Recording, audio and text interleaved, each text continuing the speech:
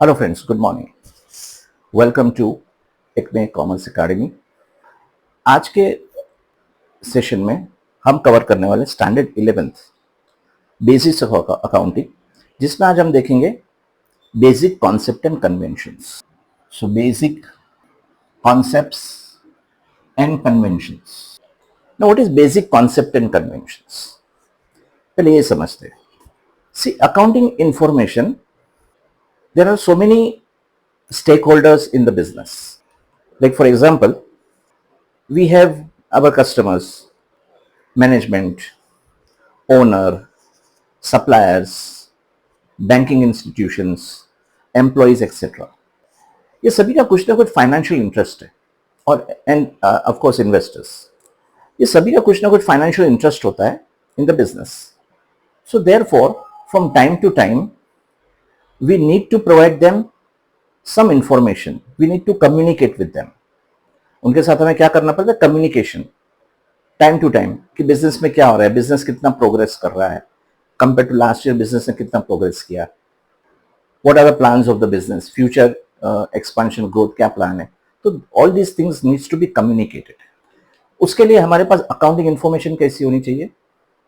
Which is true and fair, सही information होनी चाहिए। The information should be reliable, so that on the basis of that the stakeholders will take some decision, right? Reliable होनी चाहिए, it should be comparable. So ये सारे features accounting information में होने चाहिए।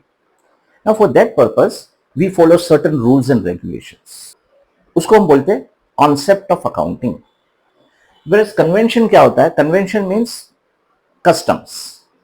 Like there is common custom in the business wherever you go. Business always does business on credit basis. हम हमारे customer को क्रेडिट देते हैं, हम हमारे सप्लायर से क्रेडिट लेते हैं। So these are the customs which is followed from last so many years. तो आइए आज हम देखते हैं basic concept and convention. Starting करते हैं हम विथ बिजनेस एंटिटी कॉन्सेप्ट, उसके बाद में मनी मेजरमेंट कॉन्सेप्ट, थर्ड है कॉस्ट कॉन्सेप्ट, फोर्थ है consistency concept, right? Now as such there are 12 concepts, but ये सारे कॉन्सेप्ट हम एक सेशन में कवर नहीं करेंगे, पार्ट बाय पार्ट 3 सेशन में इसको हम डिवाइड करेंगे। तो आज हम पढ़ते हैं पहले 4 concept, which is business entity concept, money measurement concept, cost concept, and consistency concept. Now, what do you mean by business entity concept?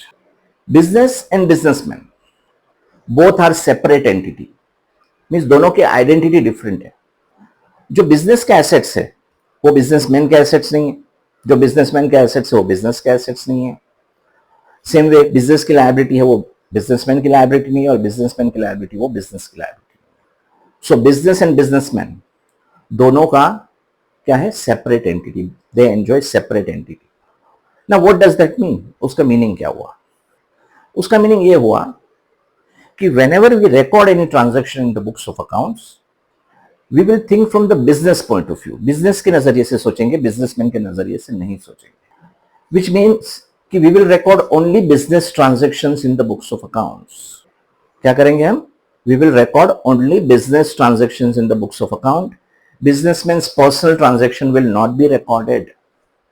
उसका एक एग्जाम्पल है capital and drawings. See, for example, Mr. A is a businessman. Mr. A is businessman. Now he has invested, let us say, rupees 5 lakhs in his business. Now in between उनको अपने personal expenses के लिए कुछ पैसे की जरूरत पड़ी।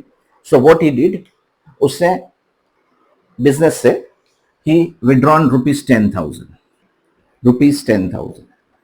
Now as you know, आगे के सेशंस में भी मैंने हमेशा बोला है कि drawings is always deducted from capital. Why?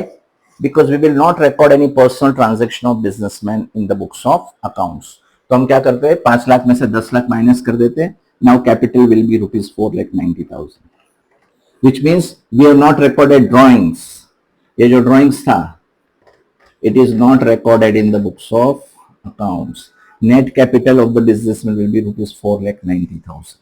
So under this concept, we will record only business transactions in the books of account. We will think from the business point of view. तो businessman को कोई भी personal transaction हम record नहीं करेंगे। ये है हमारा first concept, business entity concept. अब सेकंड कॉन्सेप्ट जो हमारा है वो है money measurement concept, which means we will record only those transactions which can be expressed in terms of money, which can be expressed in terms of money only, which means we will record only monetary transactions. Non-monetary transactions will not be recorded in the books of accounts. Like for example, if a business, let us say business has purchased some furniture, let us say 2 tables, 4 chairs, business से 2 table लिए और 4 chair लिए ना। ये एक table की value है latest से ₹2000 और एक चेयर की वैल्यू है लेटेस्ट से ₹1000। सो इसकी मॉनेटरी वैल्यू कितनी होती है? 4000। Now when we record this transactions in the books of accounts, how do we record it? कैसे रिकॉर्ड करेंगे? ऐसे लिखेंगे table account debit, chair account debit. It will be expressed in terms of money. तो total हमने कितना spend किया? 2000 plus 4000। So this will be expressed in terms of money only. Now money is a medium of exchange, है ना, medium of exchange. So we will record transaction in the local currency of the country.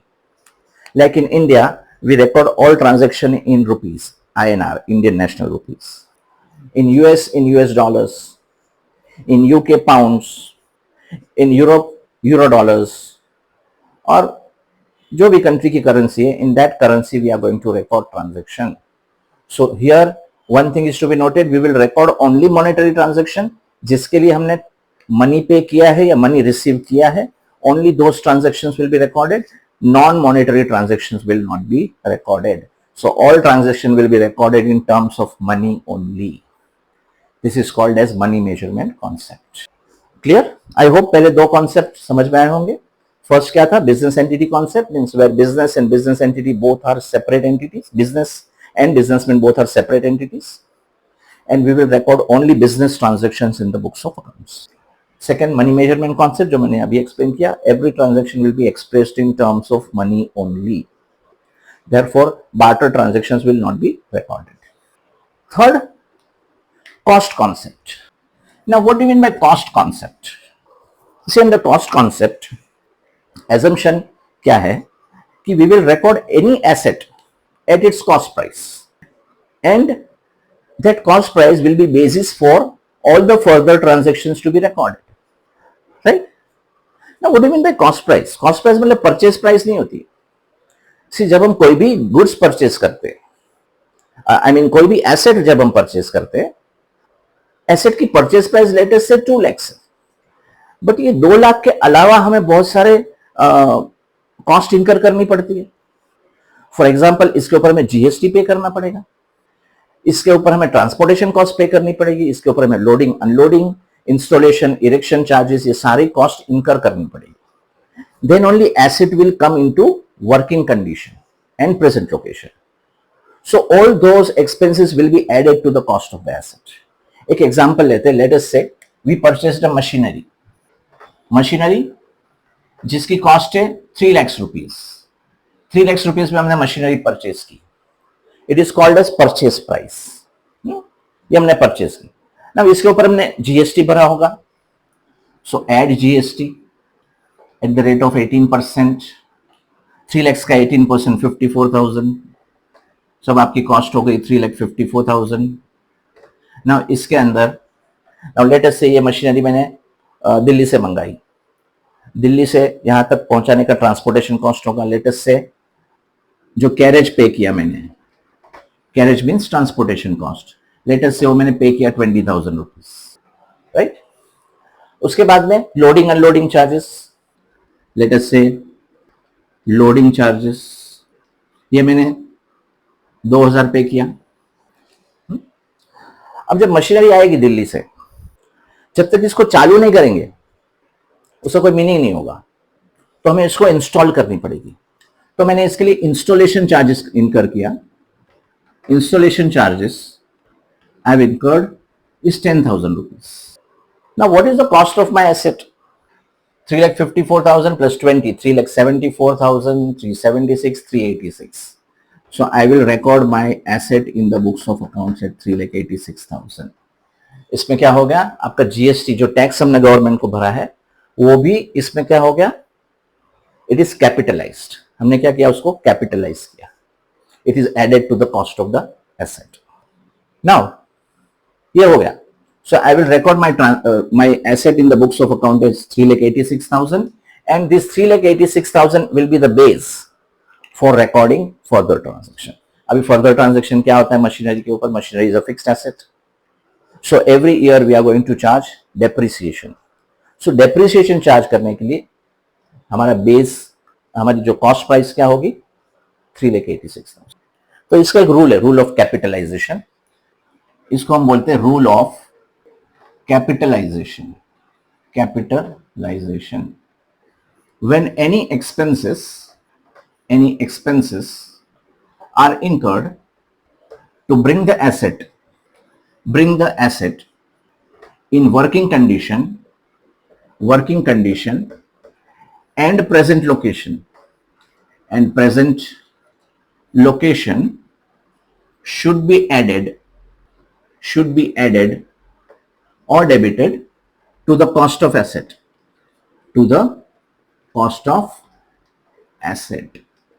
Means जो भी expenses हमने किया है वो asset को working condition में लाने के लिए और प्रेजेंट लोकेशन में लाने के लिए. अब प्रेजेंट लोकेशन में लाने के लिए क्या क्या हमने एक्सपेंसेस किए? कैरेज पे किया था to transportation cost to bring the asset into present location. And working condition में लाने के लिए हमने क्या क्या एक्सपेंसेस किए? आपने इंस्टॉलेशन चार्जेस पे किए, लोडिंग अनलोडिंग चार्जेस पे किए to bring the asset into working condition. So these expenses should be added to the cost of the asset. So this is called as cost concept. So any asset will be recorded at its cost price. Clear? Okay. Next concept is consistency concept. Consistency means regularity. When we follow any particular method of accounting, we will follow same method consistently. Means every year हम वही method को follow करेंगे. एक example लेते हैं, depreciation. Depreciation में there are two methods. एक है फिक्स्ड इंस्टॉलमेंट मेथड और it is also called a straight line method, और दूसरी मेथड है that is called written down value method. So now when we follow straight line method, every year we are going to follow the straight line method. If we follow WDV method, that is return down value method, in that case every year we are going to follow the same method unless and until अगर management को लगता है कि by changing the method we will be able to provide true and fair information to the stakeholders, in that case we can change the method. वहां पे method को change कर सकते हैं, but we need to disclose it. Under the disclosure concept, हमें हमारे accounting statement में disclose करना पड़ेगा कि what is the effect of the change.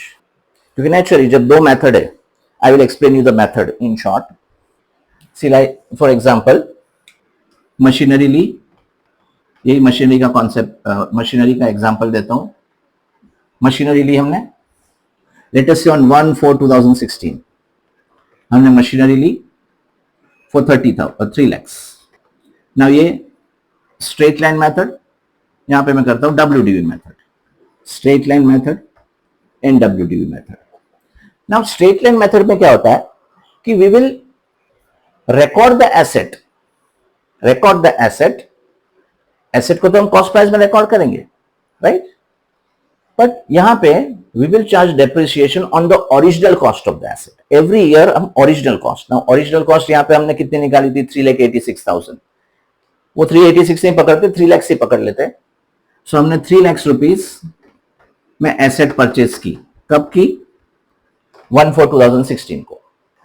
Now first year 2016-17 में हम इस पे डेप्रिसिएशन चार्ज करेंगे, लेट अस से eight the rate of 10%, right?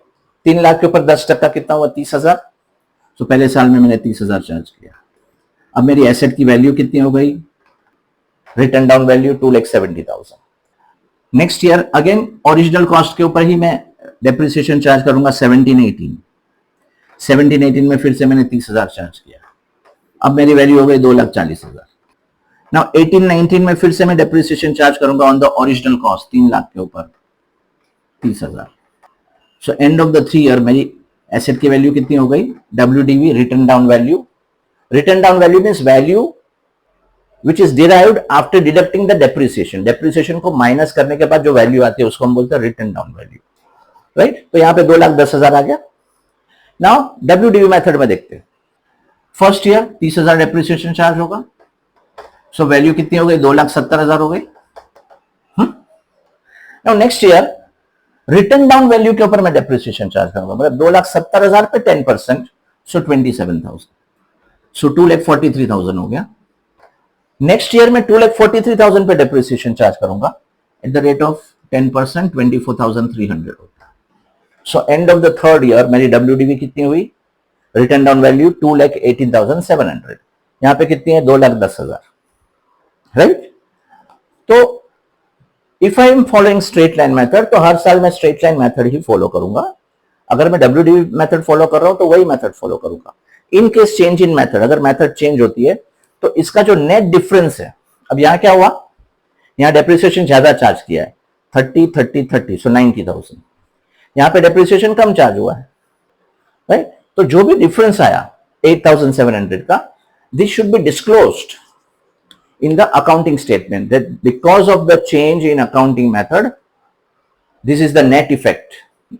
net effect क्या है कि under straight line method we have charged 90,000 depreciation last 3 years, यहाँ पे इतना चार्ज किया, जो भी डिफरेंस है this should be disclosed in your accounting statement। this is called as consistency concept, means when we follow a particular method, every year we are going to follow the same method। I hope चारों के चारों concept आपको समझ में आए होंगे। Now in our next session हम बाकी के कॉन्सेप्ट कवर करेंगे, जैसे कंजर्वेटिज्म कॉन्सेप्ट है, अक्रूवल कॉन्सेप्ट है, रियलाइजेशन कॉन्सेप्ट है, ये सारे कॉन्सेप्ट नेक्स्ट सेशन में हम डिस्कस करेंगे। तो आई होप आपको कॉन्सेप्ट एंड कन्वेंशन हमने जो स्टार्ट किया, पहले 4 कॉन्सेप्ट, वो अच्छे से समझ में आए होंगे। अगर आपको वीडियो पसंद आया तो लाइक कीजिए, सब्सक्राइब कीजिए और फ्रेंड्स के साथ शेयर कीजिए। Thank you very much।